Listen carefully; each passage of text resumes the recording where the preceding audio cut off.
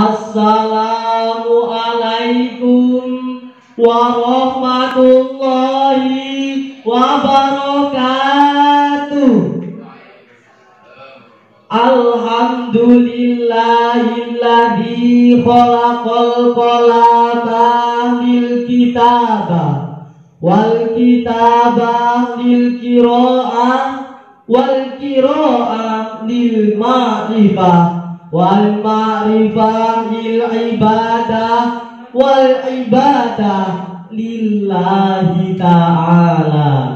Summa sholatu wassalamu ala sayyidil wujud habibil yakut Muhammadin sallallahu alaihi wasallam wa ala alihi wa sahbihi wa man tabi'ahu dahum ila yaumin ba'dal maut. Amma ba'du.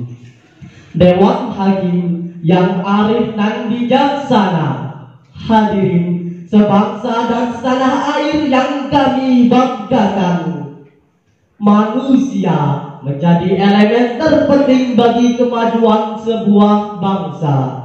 Sumber daya manusia merupakan kunci utama bagi kemajuan dan kemunduran suatu bangsa.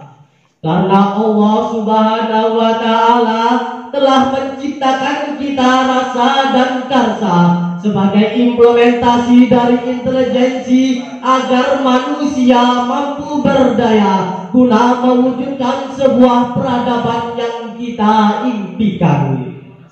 Apabila sumber daya manusia mampu dan siap bersaing di tengah kompetisi dan siap menghadapi tantangan zaman di era global, maka kita akan semakin bangga terhadap bumi tercinta kita. Tugas kita lah hadirin sebagai generasi penerus bangsa dengan berbekal kecerdasan spiritual dan intelektual untuk mewujudkannya.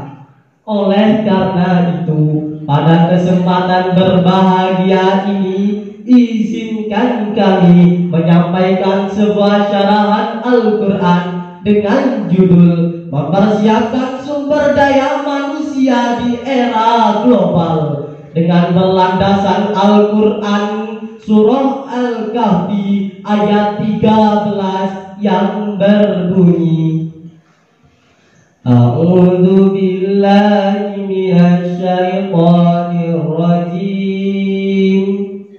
Bismillahirrahmanirrahim. Nahnu naqussu 'alaika naba'ahum bil haqq. Innahum fityatun amanu bi rabbihim wa zidnahum huda. Aku berlindung kepada Allah dari godaan setan yang terkutuk dengan menyebut nama Allah yang Maha Pengasih, Maha Penyayang. Kami kisahkan kepadamu Muhammad kisah ini dengan sebenar-benarnya. Sungguh mereka adalah pemuda-pemuda yang beriman kepada Tuhan mereka. Kemudian kami tambahkan kepada mereka sebuah petunjuk. Hadirin sebangsa dan setanah air yang kami banggakan, Syekh Ahmad Mustafa Al-Marawi di dalam kitab tafsirnya Al-Marawi jilid 15 halaman 245 beliau menafsirkan bahwasannya mereka adalah pemuda-pemuda yang beriman kepada Tuhan mereka, dan kemudian Allah tambahkan kepada mereka sebuah petunjuk dengan cara meneguhkan iman dan memberi taufik untuk beramal soleh, sepenuhnya menghadapkan hati kepada Allah dan menjauhkan diri dari kemewahan duniawi. Hadirin secara historis asbab an-nuzul ayat tersebut merupakan khobariyah ilahiyah, suatu berita dari Allah, yang mana isi beritanya adalah tentang pemuda Ashabul Kahfi yang merupakan simbol personifikasi dari pemuda-pemuda yang teguh pendirian, kuat mempertahankan iman dan gagah membela keyakinan. Mereka lebih baik mati bergalang tanah daripada hidup bercermin bangkai. Hal ini dapat kita jadikan sebagai uswah, terutama bagi para generasi muda yang merupakan agent of change, sehingga harus unggul dalam bidang spiritual dan intelektual. Hadirin sebangsa dan setanah air yang kami banggakan, generasi milenial memiliki peran yang sangat krusial dalam membangun sebuah bangsa. Senada dengan hal tersebut, Thomas Nikola dalam bukunya Edukasi for Karakter menjelaskan bahwa pembinaan karakter adalah hal yang utama dalam mengembangkan integritas yang baik. Hal ini ditujukan untuk membentuk masyarakat Indonesia menjadi manusia yang baru, berhati putih, berkemauan baja, bersemangat elang Raja Wali, dan berjiwa api yang menyala-nyala. Ironisnya hadirin, bagi para generasi muda yang akal dan fisiknya kurang selaras, kemampuan intelijensinya sangat optimal, namun tidak memiliki kemampuan spiritualis, sehingga hal tersebut memicu munculnya banyak permasalahan, yang salah satu di antaranya yang terjadi di Kecamatan Prigen, Pasuruan. Telah ditahan 3 pemuda pelaku peredaran narkotika jenis sabu dalam TKP yang berbeda di satu wilayah, yakni di Kecamatan Prigen. Demikian kami kutip dari sekilasmedia.com pada tanggal 13 Oktober tahun 2022.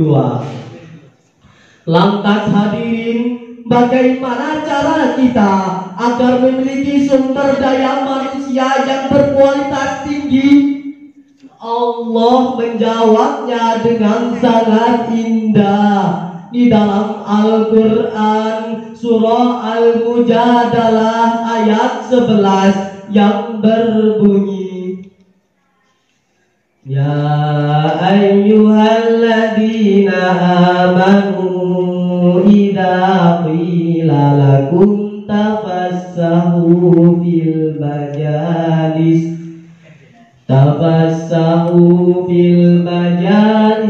fafsahu yafsahillahu lakum wa idza qila suzu fashuzu yarfa'illahu alladhina amanu minkum walladhina utul ilma darajat wallahu bima ta'maluna khabir.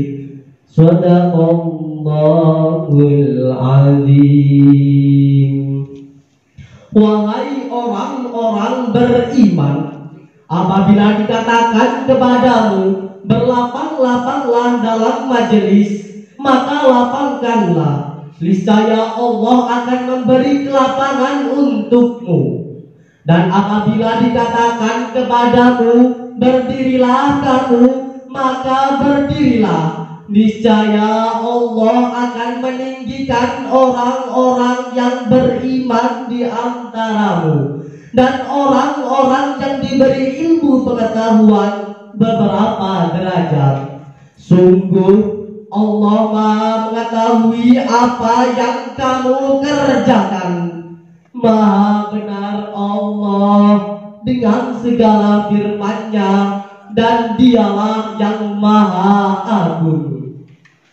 Hadirin sebangsa dan setanah air yang kami banggakan, Profesor Dr. Muhammad Quraish Shihab Di dalam kitab tafsirnya Al-Misbah volume 13 halaman 488 sampai 491 beliau menjelaskan bahwa ayat tersebut membagi kaum beriman menjadi dua golongan.